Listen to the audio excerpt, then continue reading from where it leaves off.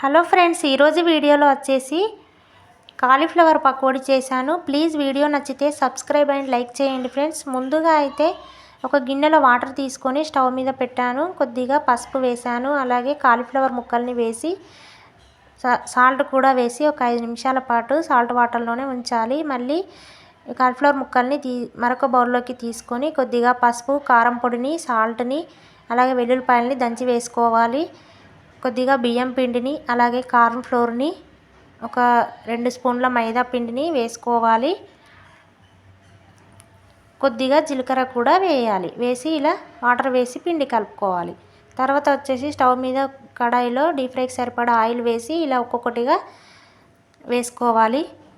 వేసుకొని ఇలా brown colour వచ్చే వరకు ఫ్రై చేసుకోవాలి. ఇలా చూడడానికి బాగుంది కదండి, టేస్ట్ కూడా బాగుంది. మీరు కూడా ట్రై చేయండి. Cauliflower pakodi ready.